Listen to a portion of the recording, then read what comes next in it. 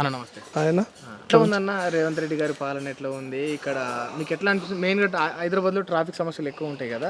దాని మీద మీ ఒపీనియన్ ఏంటి? ఒపీనియన్ అంటే మెయిన్ ఏంటంటే ఏ గవర్నమెంట్ వచ్చినా కూడా గవర్నమెంట్ ఓటింగ్ బ్యాంక్ చూస్తుంది. దానివల్ల ఏంటంటే ఇప్పుడు పబ్లిక్ ఈ హైదరాబాద్ జిహెచ్ఎంసీ మెయిన్ ఏంటంటే ట్రాఫిక్ డ్రైనేజ్ ఇవన్నీ ప్రాబ్లమ్స్ ఎందుకు వస్తున్నాయంటే ట్రాఫిక్లో ఫుట్పాత్ ఏదైతే ఉందో ఫుట్పాత్లనే షాపింగ్ పెడుతుంటారు. ఆ షాపింగ్ ఫుట్పాత్ పార్కింగ్ 60 ఫీట్ల 80 ఫీట్ల రోడ్డు ఉంటే సగం కూడా అయిపోతుంది. దానివల్ల ఏమైపోతుంది చాలా ప్రాబ్లమ్స్ వస్తున్నాయి. ఒక టైమింగ్ పెట్టండి, లేదంటే ఏ గల్లీలు అయినా సరే ఏ షాపింగ్ మాల్స్ అయినా సరే అక్కడ పెట్టాలంటే పార్కింగ్ మార్నింగ్ స్కూల్ పిల్లలకైతే చాలా ప్రాబ్లం అయిపోతుంది. మార్నింగ్ ఈవినింగ్ ఈ 2 టైమ్స్లో మేము కంట్రోల్ చేయలేకపోతున్నాం ట్రాఫిక్ని. స్కూల్ టైమింగ్ పోవట్లేదు, కాలేజీలకు పోవాలన్నా కూడా ట్రాఫిక్ చాలా ఇబ్బంది అయిపోతుంది. ఇప్పుడు ఈ ఇష్యూ ఏంటంటే ఏ గవర్నమెంట్ తీసుకురావాలన్నా కూడా ఓటింగ్ ప్రాబ్లం అవుతుంది. ఓటింగ్ ప్రాబ్లం అయితే అందరూ ఏంటంటే ఈ ఇష్యూని ఎక్కువ తీసుకొని రారు. మెయిన్ ఏంటంటే ఇక్కడ ఉన్న లోకల్లో ఉన్న ఏ లీడర్స్ అయినా రాజకీయ నాయకులు ఎవరైనా ఉండొచ్చు, ఏ కాంగ్రెస్ పార్టీ కావచ్చు, బీఆర్ఎస్, బీజేపీ ఎవరైనా సరే, ఫస్ట్ ఏంటంటే వాళ్ళు ఉన్న కార్పొరేటర్ ఉన్న వార్డ్ మెంబర్స్ ఉన్న లొకాలిటీలలో మెయిన్ మీ ఇంటి దగ్గర చెత్త వేయకుండా నీట్ గా పీస్ఫుల్ గా ఉండాలి, పిల్లలు ఆడుకోవడానికి ఉండాలి. ఇప్పుడు ట్రాఫిక్ ఎట్లా ఉందంటే మీరు గల్లీ నుంచే స్టార్ట్ చేయాలి. మనం పెద్దగా ఇప్పుడు రోడ్ మీద మనం అనుకుంటున్నాం కదా, చిన్న గల్లీ నుంచే స్టార్ట్ చేయాలి. పార్కింగ్ లేని మీరు రెంటర్స్ కి హౌస్ ఇవ్వద్దు, పార్కింగ్ లేని మీరు బిల్డింగ్ కన్స్ట్రక్షన్ చేయొద్దు. అసలు పర్మిషన్ ఎట్లా ఇస్తున్నారు జిహెచ్ఎంసీ వాళ్ళు? అసలు పర్మిషన్ ఇవ్వద్దు. ఇప్పుడు పర్మిషన్ ఇవ్వాలంటే కింద పార్కింగ్ ఉంటేనే మీరు పర్మిషన్ ఇవ్వాలి. రోడ్ల మీద బండ్లు పార్క్ చేసుకుంటే ట్రాఫిక్ జామ్ అయిపోవడం. G+3 G+4 పార్కింగ్ ఇల్లు ఉంటుంది, పార్కింగ్ వచ్చి బయట ఉంటుంది. దానివల్ల ఎవరికి మధ్యతరగతి ఇప్పుడు మాలాంటి వాళ్ళకు మేము రోడ్ మీద నడుచుకుంటూ వెళ్ళాలన్నా కూడా ఇప్పుడు ఒక బండి మీద 10 మంది వాళ్ళు మంచోళ్ళ గలీజా ఎట్లా అని తెలుస్తుంది? గంజాయి బ్యాచ్ అంటారు. ఆ గంజాయి బ్యాచ్లో ఏంటంటే మొత్తం ఇప్పుడు డెడ్ ఉంది అనుకోండి ఇల్లు, అపార్ట్మెంట్ ఏమో పార్కింగ్ లోపల ఉండదు, బయట పెడుతూ ఉంటారు. సేమ్ ప్రాబ్లం జిహెచ్ఎంసీలో 70 నుంచి 90% పీపుల్ ఎందుకు సఫర్ అవుతున్నారంటే మెయిన్ పార్కింగ్ పర్మిషన్ లేకుండా ఇల్లులకు ఇవ్వడము, అడ్డగోలు కడితే ఒక ఇంటికి 4-5 బండ్లు ఉన్నాయి. అప్పుడు ఆ ఇల్లుకు మీరు ఎందుకు పర్మిషన్ ఇస్తున్నారు? ఇంట్లోకి ఎందుకు రానిస్తున్నారు? ఓనర్ అయితే ఇక్కడ ఉండడు, వాడు ఎక్కడో ఉంటాడు.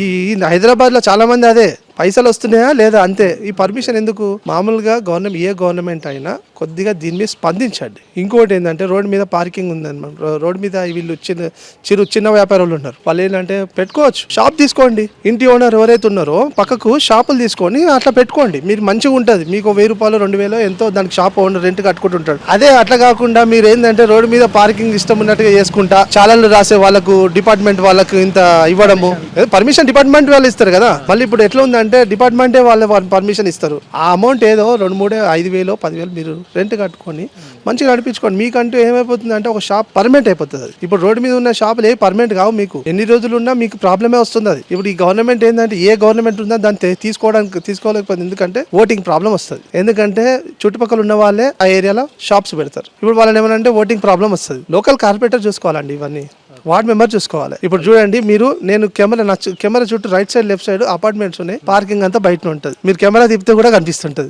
నేను అబద్ధం చెప్పట్లేదు, ఎందుకంటే కొద్దిగా మనము అవేర్నెస్ ఉండాలి పబ్లిక్ కి. అబద్ధం చెప్పట్లేదు, మీరు చూస్తారు కదా, ఇల్లు ఏమో పెద్దగా ఉంటది, కింద పార్కింగ్ పెట్టాడు. అదే ప్రాబ్లం రోడ్ల మీద కూడా సేమ్ అదే ప్రాబ్లం అవుతుంది.